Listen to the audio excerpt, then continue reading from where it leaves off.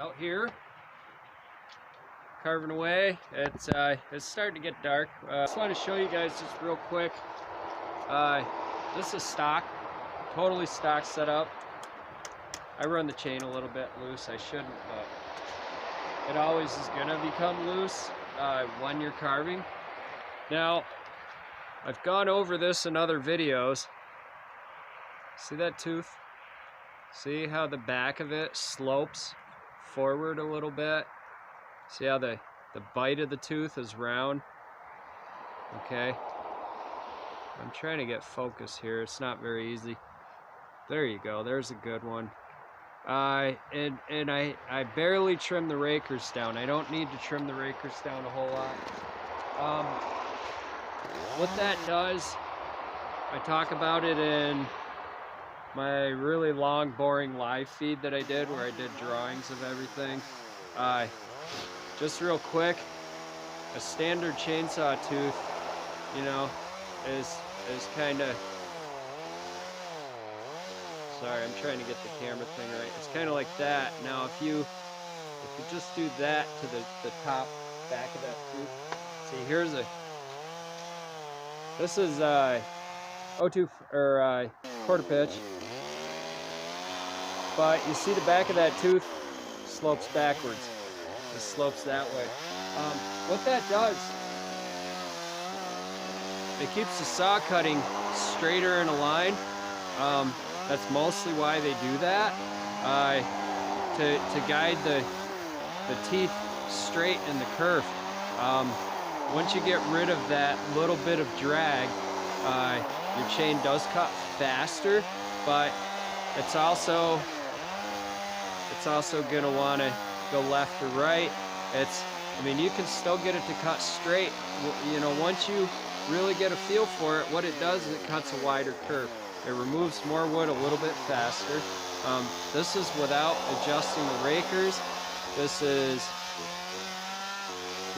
with a nice sharp rounded gullet or bite in the tooth, you know, a nice sharpen on it with a round file. Hand files are always the best way to get a nice sharp round bite in a chain. As I go through in other videos, if you watch check out my channel, you'll see there's a sharpening video. I show how to use a grinder, what a grinder is good for, and I explain what it's not good for. Essentially, the grinder, if you look at the top of the chain, the angles on each teeth from left to right, all that the grinder does is gets those angles all the same. Okay, that's all you're doing with a grinder. You're scuffing, you're knocking down the edge of that tooth, you're establishing where your bite, what your depth is going to be. That's all done on the grinder. That's all it's for. It's not meant to sit there and make a perfect edge. If you want a perfect edge, get a round file. After you grind it, me personally, I like to drag the file.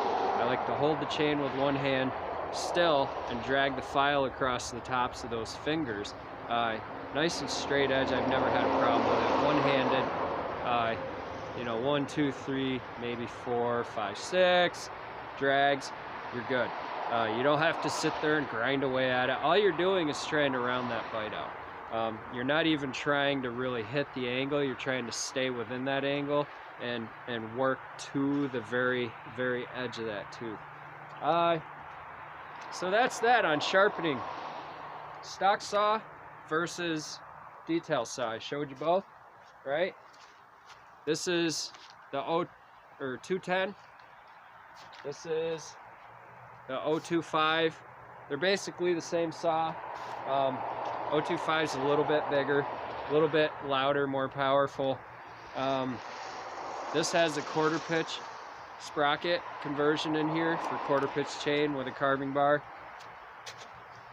This is a stock saw.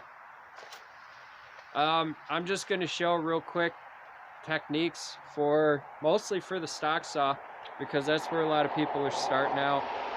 The one thing I will say, I like this length bar, but many beginners, you might have problems with this length.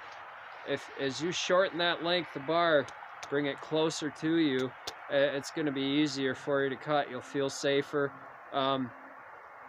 Shop around, buy a bunch of bars. You can get a 12-inch stock bar, and you can still do it affordably. The other thing you can do with these, which is really cool, if you get a lower powered saw than the 025, like on the 021, I can run that really thin quarter pitch chain, the 43 thousandths gauge. I get a stock bar, stock chain right from the local steel dealer, and I have a quarter pitch conversion sprocket. I run that on this saw.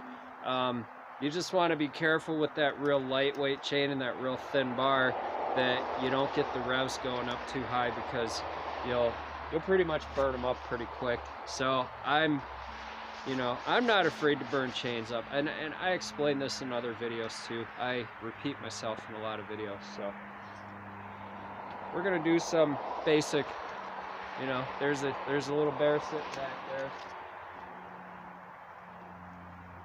Right, Mr. Happy Bear. He's looking up and around. I like to put character into my bears more than not. I get bored with them. Okay.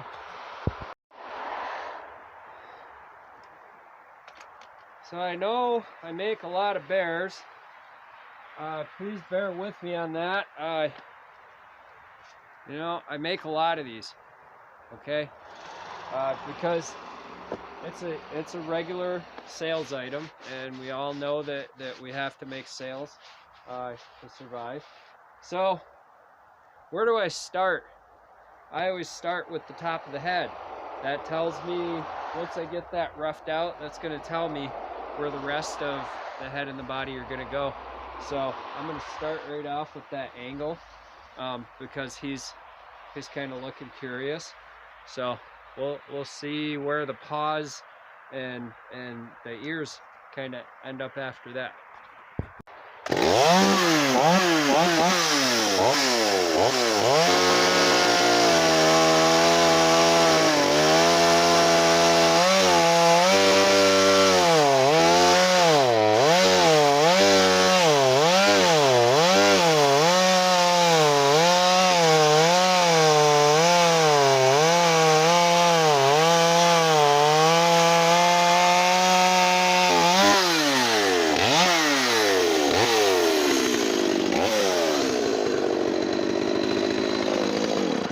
Now remember from my other videos, I make a triangle. Just make a triangle on top. The nose is the front part of the triangle, the ears, just like your thumbs.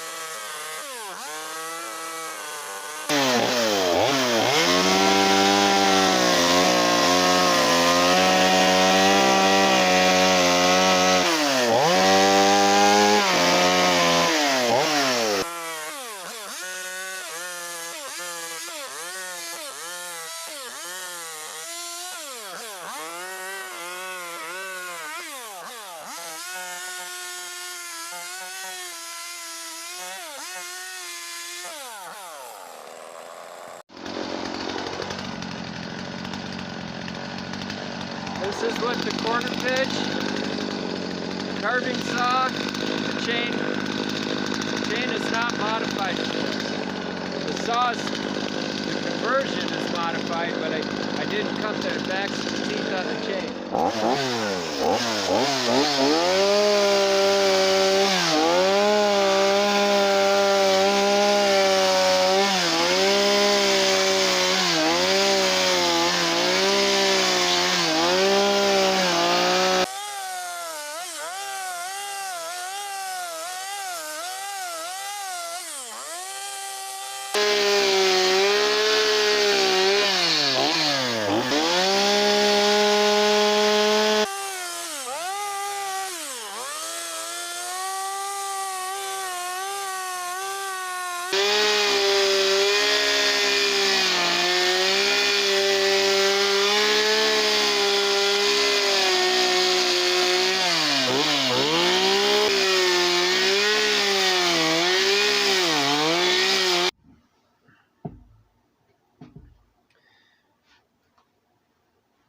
I just want to go over, I had a question on one of my recent videos, more about the drying, I guess the drying process.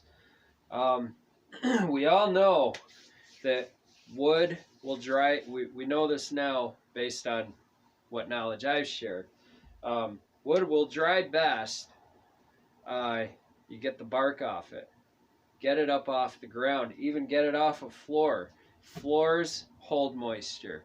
You want to have circulation around that piece of wood. The other thing is to slow drying or evaporation. You could put it inside of a box that will keep any moving ambient air away from that piece of wood, but it will let any heat rise up into the box and circulate. This heater that I have here really heats things up. Now it does what I call blistering the wood. There's the Scullies, and you see Mr. Bear up there too. Blistering the wood or hard case curing, what that's doing is super fast drying the wood. Now, what's really cool about this operation I showed you, and underneath this grid here is blue board. It's just blue board insulation, right? That's a nice barrier because a lot of heat collects up here. A lot of heat rises up if I heat in the box. Now, if I have really wet carvings that I just roughed out and I want to dry them super quick, and I don't care if I crack them because I can repair them. Cracking them, pre-cracking is actually better. I can shove those in here if I have more drier carvings, more dry carvings. Drier isn't really a word, but you see how this guy is cracked. He's starting to crack pretty good, and he didn't start really crack until I set him up here, and that's mostly the heat with the fan blowing out into the main shop area and just air rising. It's really warm up in that area. Now, I chose not to seal off the ceiling of the shop yet, just because I like ventilation. Now, if I had sealed that off, a lot of that heat would be kept down. It would be more circulating within the shop. It would be warmer in here for longer periods of time. I'm not really concerned about it because when I'm not here, I don't really need any heat in here. The wood really dries well. I explained that with the skulls. That, yeah, I mean, you see the cracks that they got in them just from since they came into this shop versus the last shop. Now, this is one of the pieces that I was roughing out there. I'm stacking them all up here, up top, where the heat rises, where it's more open air, where if I don't need them right away, they can sit up there. Now, these guys here, these are finished and dried, and they've stopped cracking. They don't have any new cracks in them. So that's the important thing here is those are pre-cracked. The finished carvings are pre-cracked and repaired pieces, and they have not formed any new cracks since I put them up here probably a month ago. They've been sitting up there for a long time, you know, catching heat. I haven't varnished them yet because I just haven't had a run of space in here available for just varnished pieces. When I only do varnishing, I like to have the complete cabinet full of either varnished pieces or pieces that can withstand a lot of heat for an 8 to 10 hour period or for a solid day. Because when I varnish, I like to spot cure it, which is putting the heater blowing up in there, gets that really hot in that area. And you know, once they're varnished, because that it does actually sink the oils into the wood quicker, and it dries it and gets a nicer finish quicker. But those two finished carvings up there have not cracked any further, so that I know that I got them good and dry. And what I did was I dried them. This is the last remaining carving of that run, a repair. You know, I just have a couple spots to fix on this before I finish him. But all of those were all done at the same time, and I pre-cracked them. And this is like the test. You got to run tests. I'm always running tests of, you know, my zones. I consider this one zone. This is another. Anything below this level, like closer to the floor, you know, like there's a rack over here where this tub's sitting on. That's a new zone. That's a different zone. So I have another rack over here where the air compressor sits. See that one? See that rack right there, right? That's a different zone than this zone, okay? And there's another zone. So there's 3 zones here for drying, which I have built myself, and that's really important. The wood that I was cutting outside that I'm processing, see, I'm testing right now. I put it up there because most of the wood that I've been bringing in here to dry has been down there on the floor next to my carving spot, because that's more cured wood, right? I haven't had any green wood in this shop since I got in here in mid-December. I think it was mid-December when I started actually working in here. I haven't had any greenwood. Those are my first 2 greenwood logs in here, and these carvings that I just brought in today, that I just did outside today. 1, 2, 3. That's the first bit of greenwood in here. So this is this is cool, because in a month or 2 we're going to come back to this, and we're going to see, you know, you guys are going to get to see with me, even next few days, next few weeks, you know, I'll be checking up on it and probably updating. All right, well, we'll see you next time, and enjoy every day.